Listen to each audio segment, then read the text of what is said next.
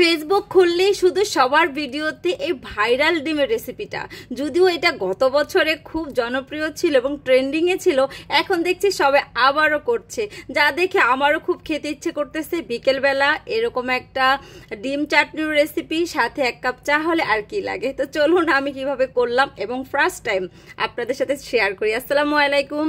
তো এখানে প্রথমে আমি একটু বেশি করে ডিম নিয়ে নিয়েছি।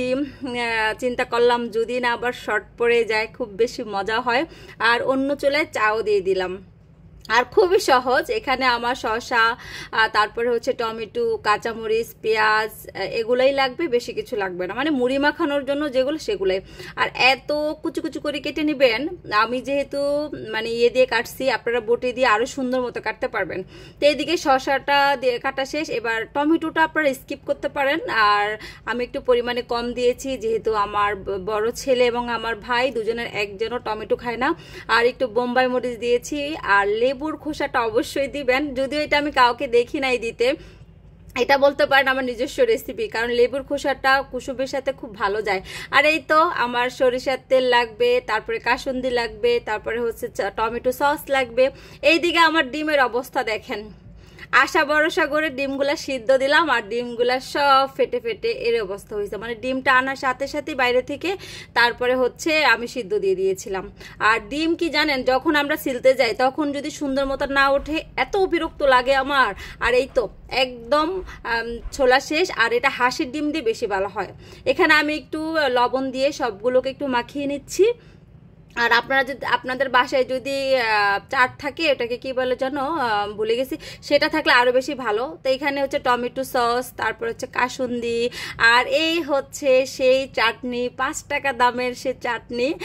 এটার জন্যে অবশ্য মানে এটা খেতে বেশি মজা। আর আপনারা যদি খেতে চান চাট মশলা আমার বাসায় ছিল না, থাকলে আরেকটু ভালো হতো। তো সুন্দর মতো মাখিয়ে নিয়ে এবার হচ্ছে মাঝখান থেকে ডিমটাকে কেটে এর ভিতরে সুন্দর মতো করে সব ঢুকিয়ে দিব। যদিও হচ্ছে আমি ফার্স্ট টাইম করেছি, আপনাদের ভাইয়া খেতে পারি নাই, ইনশাল্লাহ তাকে একদিন খাওয়াবো।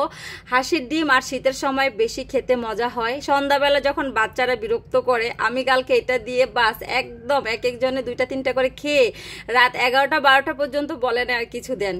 আর উপরে একদম আবারও চাটনি দিয়ে দিলাম। মানে অসম্ভব মজার একটা খাবার, অবশ্যই আপনারা ট্রাই করবেন। আসলে ভাইরাল জিনিসগুলো কিন্তু সিম্পলের ভিতরে ভালোই হয়। আর সিম্পল দেখি সবাই ট্রাই করে, আর এই জন্যই সবাই পছন্দ করে আর ভাইরাল হয়। আপনারাও কিন্তু যখন বাসায় কিছু থাকবে না বা মুখে অরুচি লাগে, যখন তখন করে খেয়ে ফেলবেন, ভালোই লাগবে। আর আমার বাসায়ও আমার বড় ছেলে, আমার ছোট ভাই, আমরা সবাই মজা করে খেয়েছি আলহামদুলিল্লাহ।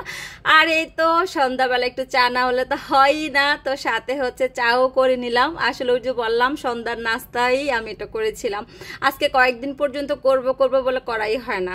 সবচেয়ে মজার কথা কি জানেন, কত আনন্দ করে করেছি, পেটটা ভরে খেয়েছি। এবারে থালাবাটিগুলা বলেন তো, আর এগুলা যেহেতু কাচের, সেজন্য আমি ধুতে নিয়ে আসছি, আর আপার জন্য রাখি নাই। বাট কয়েকটা ধোয়ার পর রে বাপরে বাপ, রান্নাঘরে যে কি গরম, আমি 3টা-4টা যেমন তেমন করে ধুয়ে রান্নাঘর থেকে উঠে পড়া দৌড়। তো যাই হোক, ভাইরাল জিনিস অবশ্যই ট্রাই করবেন, আমার কাছে খুবই ভালো লাগছে। আসলে সিম্পল কিছু সবারই ভালো লাগে। আর মুখে অরুচি থাকলে, জ্বর থাকলে, বা যারা ডায়েট করেন, এখানে কিন্তু ডায়েটের জিনিসগুলাই আছে, শসা, তারপরে টমেটো, ডিম। ডায়েটে কিন্তু আমরা এগুলাই খেয়ে থাকি। তো এই তো সব কিছু আস্তে আস্তে করে ধুয়ে নিচ্ছি। আর গরমের অবস্থা আর কি বলবো, বিশ্বাস করবে না এত গরম রান্নাঘরে থাকে। তো যাই হোক, যদি ভালো লাগে ভিডিওটা শেয়ার করে দিবেন। আসসালামু আলাইকুম।